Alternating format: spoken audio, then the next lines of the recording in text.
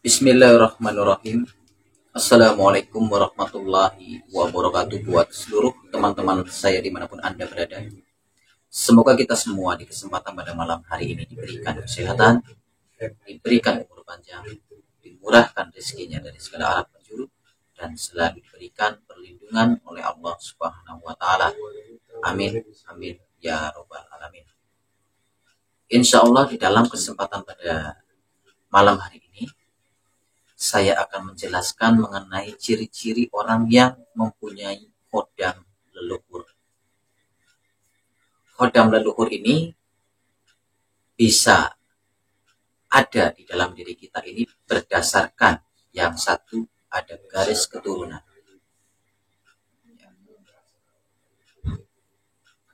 Orang yang ada garis keturunan dari nenek moyang terdahulu biasanya mempunyai yang namanya khodam leluhur. Dan untuk jenis khodam leluhur itu berbeda-beda. Ada yang menyerupai prajurit, ada yang menyerupai sosok binatang, dan sebagainya. Ada juga yang menyerupai sosok dari keluarga kita terdahulu. Nah, biasanya orang yang mempunyai khodam leluhur ini ada bakat tersendiri.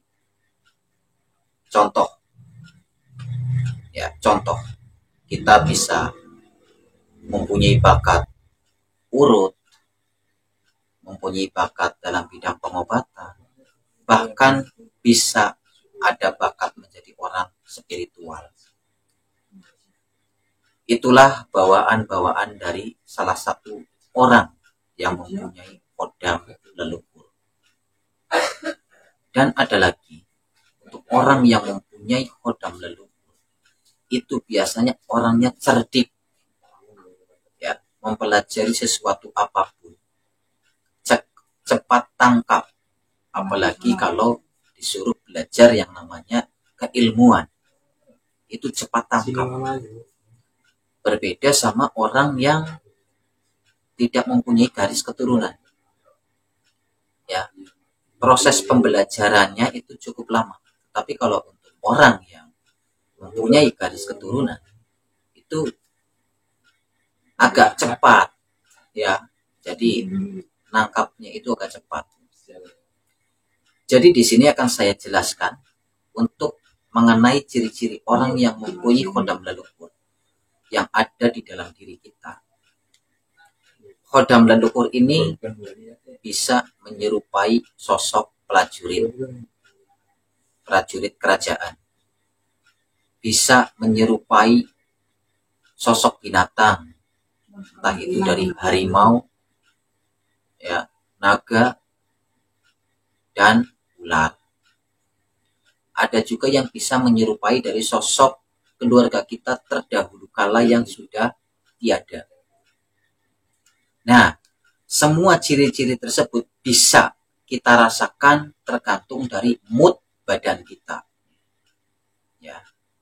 Ketika diri kita sedang memancarkan aura positif, ya, itulah sosok leluhur kita sedang menyerupai sosok prajurit, kepemimpinan.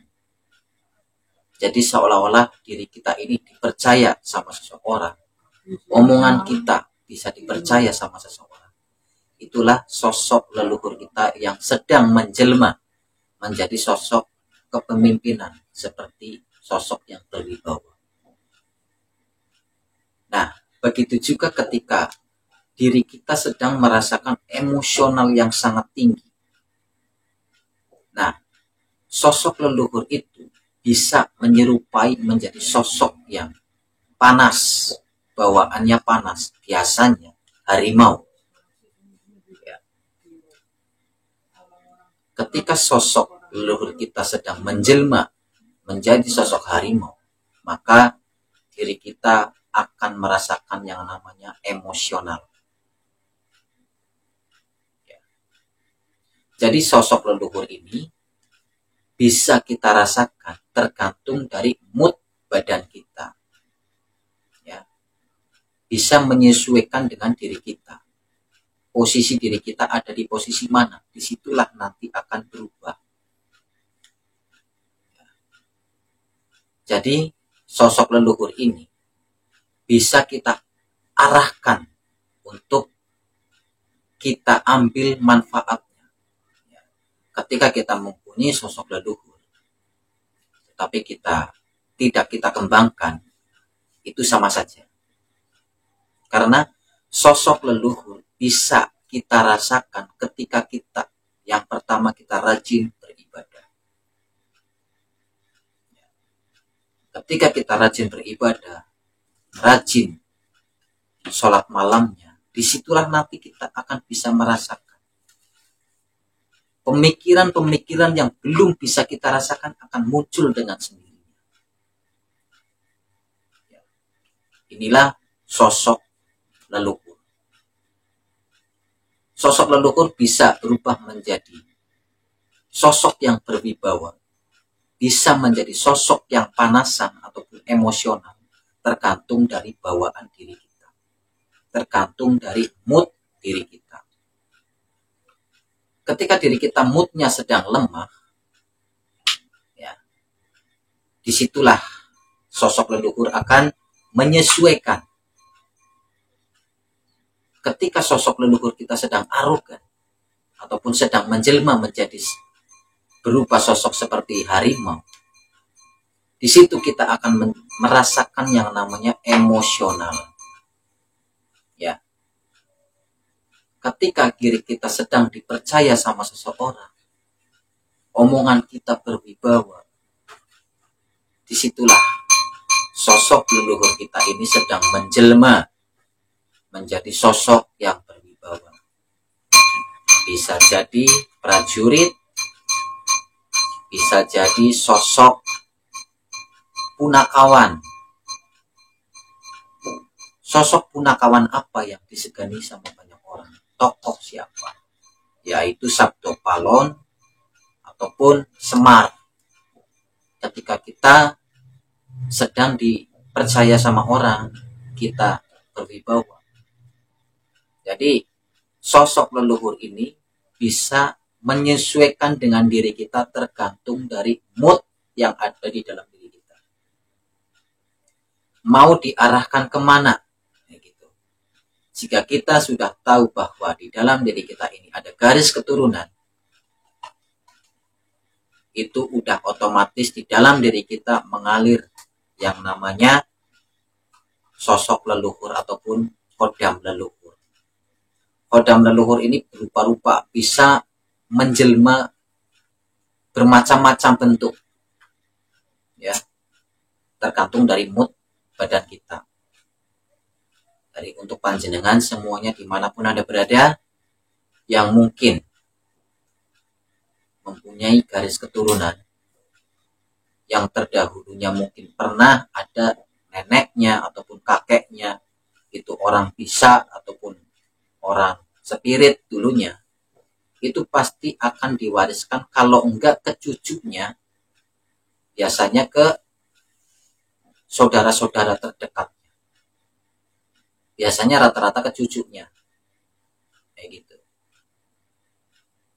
Nenek moyangnya terdahulu mungkin punya keahlian pengobatan, itu nanti turun temurun, kayak gitu.